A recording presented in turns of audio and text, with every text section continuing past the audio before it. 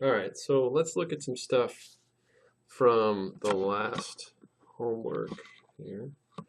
All right, so in the last homework, we dealt with three-phase power stuff. So I'm going to particularly talk about, all right, if I have a three-phase load, I can think of that three-phase load as a box, okay? And there are three lines coming into it, okay? Those lines can be connected either as a Y, okay, like that, or it could be a delta, okay? The thing is that load's usually kind of a black box to us. We don't know what it is, okay? We don't know how, if it's a motor, for instance, we don't know how they're connected internally. So it could be either way. Now what's clear about this guy, right? Here, the line current and a Y-connected load, line current and phase current are the same, okay? So in this case, if I look at it per phase basis, the way your book looks at this is they say for a single phase, for one phase,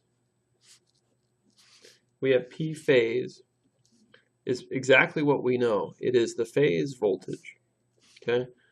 The magnitude of the phase voltage times the magnitude of the phase current times the cosine of the angle between them, or the cosine of the angle of the impedance. Remember, angle of impedance is angle V minus angle I. That's for one single phase of this, just like what we had before. Or we could say it's the magnitude of S times the cosine of phi Z. If I looked at the Q, Q would be similar.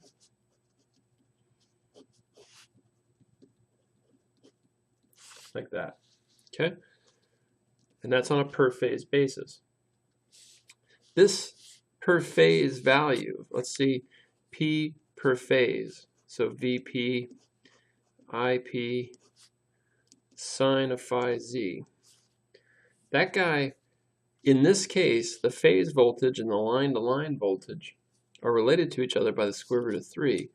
So essentially I can say that this is also, and since line currents and phase currents are the same here, I can say that what I have is V line, I line, magnitude divided by square root of 3 times cosine phi Z. Sorry, that should have been cosine there, okay? So if I know the phase voltage and the phase current, I can say for a single phase I have this. If I have the line voltage and the line current, I can say this, okay? Line current and phase current are the same in this Y connection, so this is perfectly fine. And I can do the same thing with the Q. I can say that that's VP, IP, the magnitudes, times the sine of that angle, and that it's V line, I line, times sine phi Z divided by root 3. Okay? Make sure you can see that, divided by root 3. Now, for all three phases, what does this become? For all three phases, I have P total equals 3 times what I have in any one phase. Okay? So that's 3 times VP IP cosine of the angle between them. Okay? Or it is 3 times this guy, which becomes square root of 3 V line I line cosine phi Z. Similarly with Q, my Q total is 3 times the Q I have in any phase. 3 times the Q I have in any one phase, which would be 3 times VP IP sine phi Z. all right, or root 3 v line I line sine phi z. Okay, I'm free to do it, all right, either way in this particular case. Okay. All right. So what do I say about the S vector in this case? All right. All right. What I say about the S vector is P total plus J times Q total. Okay. So looking at that, if I put everything together, right, I can say that this is 3 times V line I line cosine phi z, sorry, square root 3 V line I line cosine phi z plus J times square root 3 V line I line magnitude times sine phi z, like that. Okay? All right. So I have this relationship here. Okay? If I went through and I assumed that this thing was in a delta, okay? If I assumed this thing was in a delta, I would find the same thing, okay? I would find that the S is equal to square root of 3 V line I line, so the magnitudes of those things, cosine phi z plus J square root 3 V line I line, okay? It's not hard to do it. If I do it, I find that essentially this value and this value become similar. All right, so knowing that, let's look at a problem like what we had. And maybe one other thing I guess I'll say, right? I guess what I would say is if I think of this guy as a vector, right, then the magnitude of S is square root of 3 times V line I line magnitude, okay? And the angle of this guy is phi z, where phi z was this angle between the voltage on a per phase and the current in each phase, okay? So this is our S vector, okay? That's how we get it. All right, so knowing all those relationships, let's look at problem 5 from the last homework. So problem 5 basically said we had a couple of loads in parallel. All right, so homework 9, problem 5. Okay, homework 9, problem 5. I've got 3 phases. Okay, I'm told that the line voltage is 4160 volts. I'm told that we measured the line current magnitude to be 62 amps. And I've got 3 loads connected in parallel. Okay. Don't know how they're connected, whether they're Y or delta. I just know that they're connected. Okay, so load number 1 is apparently 240 kVA at 0.8 power factor lagging. I know that this guy is 160 kVA at 0.92 power factor lagging.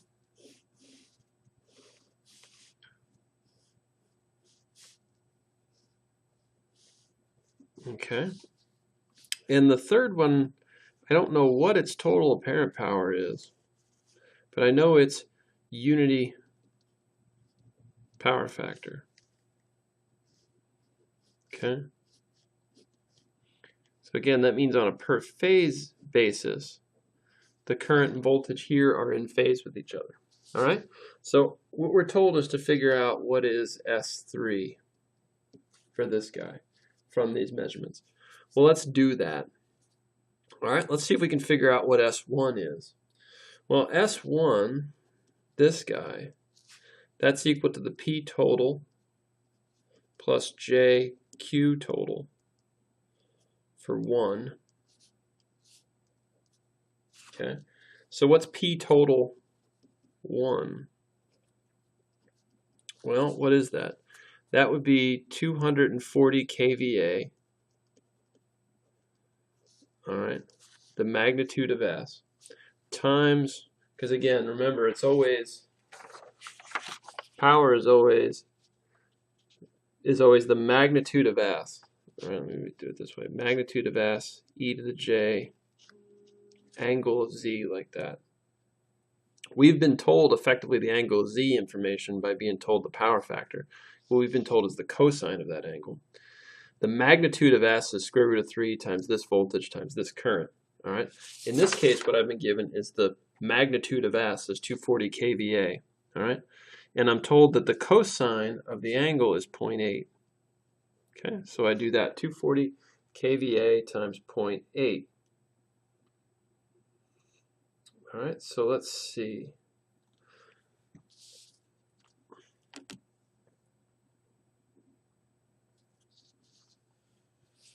All right, so 240 times 0.8 is 192. So this is 192 kW.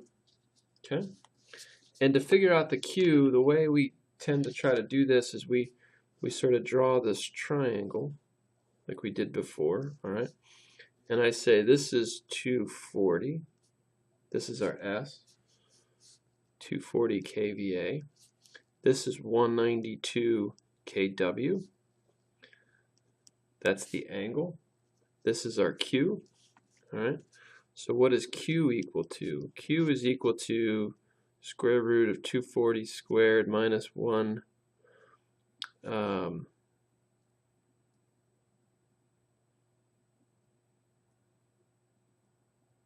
well, let me do this slowly for you. All right, probably skipping too many steps, right? I can say that P squared plus Q squared is equal to S squared. Okay.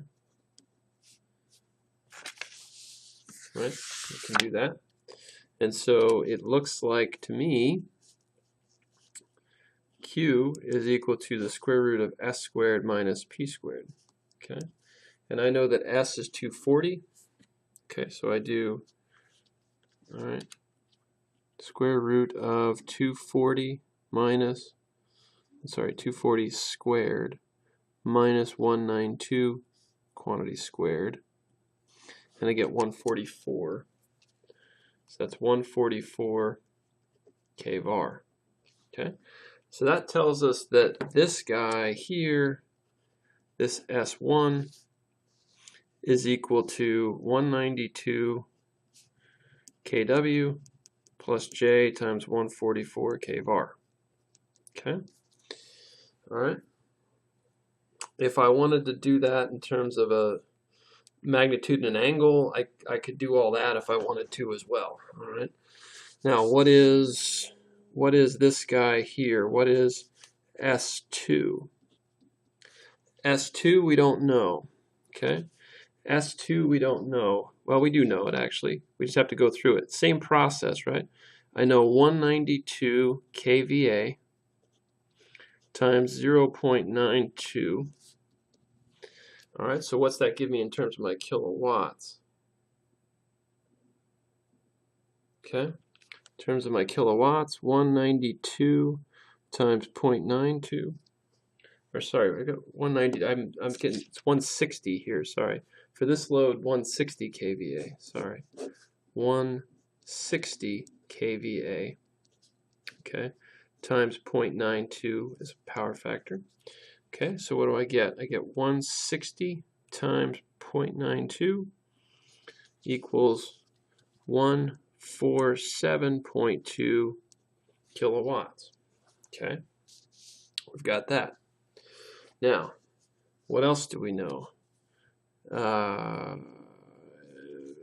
Careful. P2 is that. That's the power. 160 kVA times 0.92, that's our power factor. So I get to 147.2 kilowatts. If I want to figure out my Q, same idea, right? Here's 147.2. Here is 160. Here's our Q, okay? I know that Q has to be the square root of S squared minus P squared. So in this case, that's 160 squared minus 147.2 squared.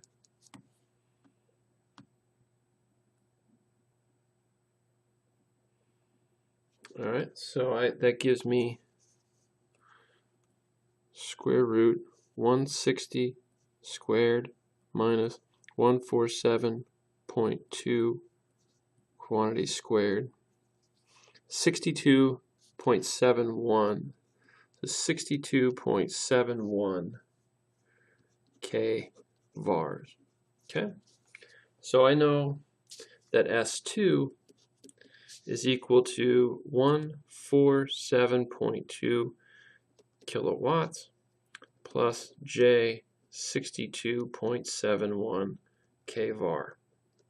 Okay? Physically, what do these things mean? That means there's 192 kilowatts of actual power being dissipated in some resistance or something over here in this load, and that there's 144 kilovars of energy being exchanged between some inductance in this thing and the grid. Okay? That's what the reactive power means. All right? There's no energy transfer here. It's energy exchanged between the grid, just back and forth between the grid and the inductance. This guy is actually coming from the grid and being dissipated in the load. Same here, 147.2 kilowatts is coming from the grid and dissipated in the load. This is energy that's exchanging back and forth between the grid and the load. Okay? All right, so I know what S1 and S2 are now. All right, I know that. Now, what about S3? S3, I'm told, operates, this guy's at unity power factor. So I know that S3 is basically whatever P3 is with an angle of 0. There is no Q there. All right? There is no Q there. So what does that tell me? Well, that tells me a couple of things here, right? If I looked at what's the total power, the total S total for all three, S total for all three is 192 kilowatts plus 147.2 kilowatts plus P3, okay, plus J times this combination of stuff here.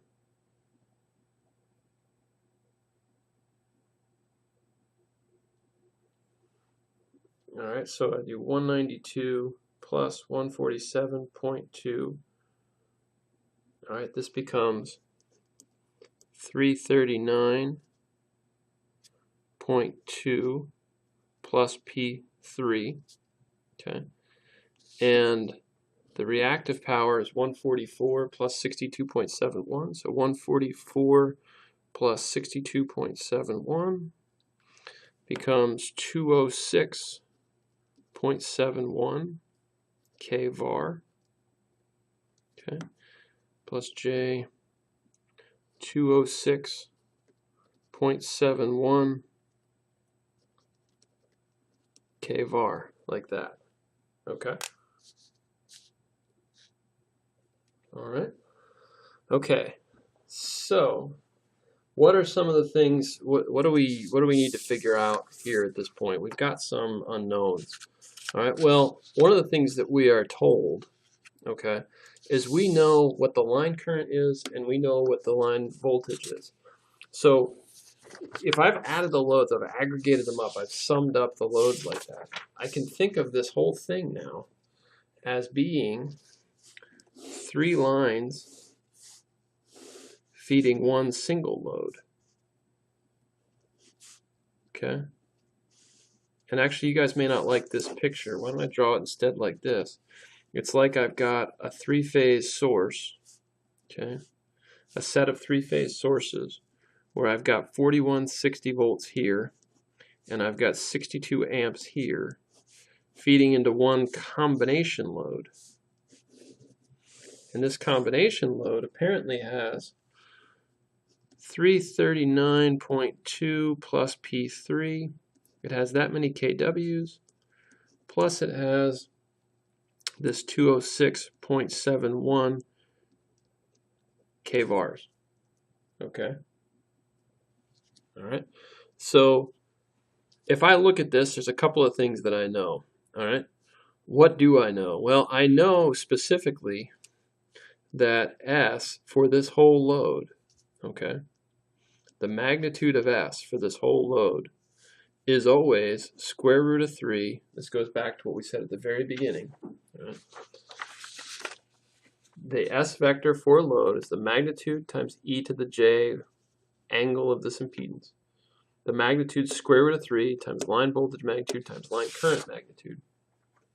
So here, square root of 3 times 4160 times 62. Okay. I know what that is. All right, square root of 3 times 4160 times 62. 446.731 kVA. Okay.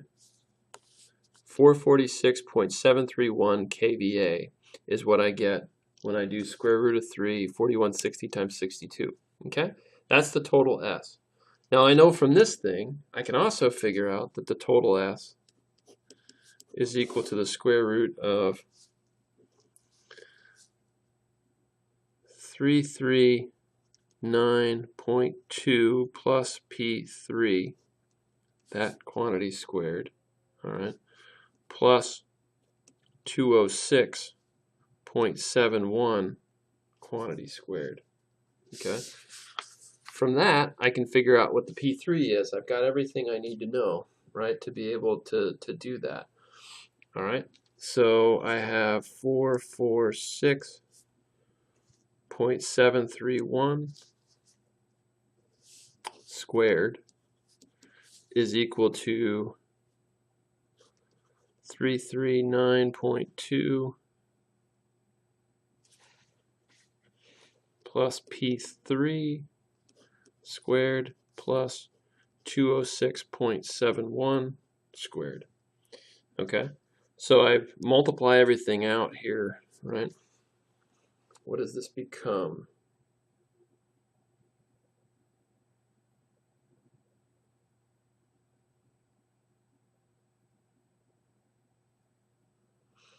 All right. What does this become? 339.2 quantity squared plus 2 times 339.2. 339.2 squared. All right. And let me be. All right, this becomes 115.057 times 10 to the third plus P3 squared plus 2 times 339.2 P3, all right, plus 206.71 quantity squared, which is 42.729 times 10 to the third. All right, and this guy over here, 446.731 quantity squared, is 199.569 times 10 to the third. All right.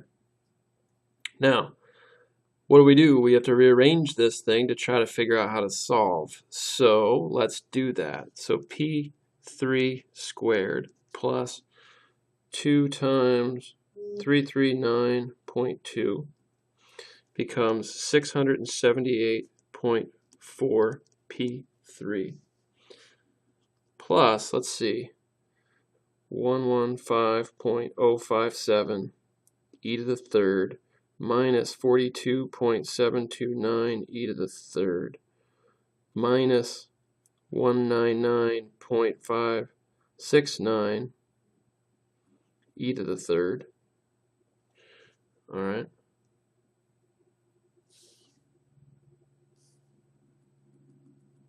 Make sure here. These two are positive. Okay. All right. So minus 41.783 times 10 to the third. Okay. That's if I shift everything around here. That's equal to 0. Okay. So I do my quadratic formula. P3 equals negative 678.4, opposite of B, plus minus the square root of B squared, 678.4 squared, B squared minus 4AC, all right, plus 4 times 41.783 times 10 to the third, all over 2. Okay, so what's the square root there? Square root of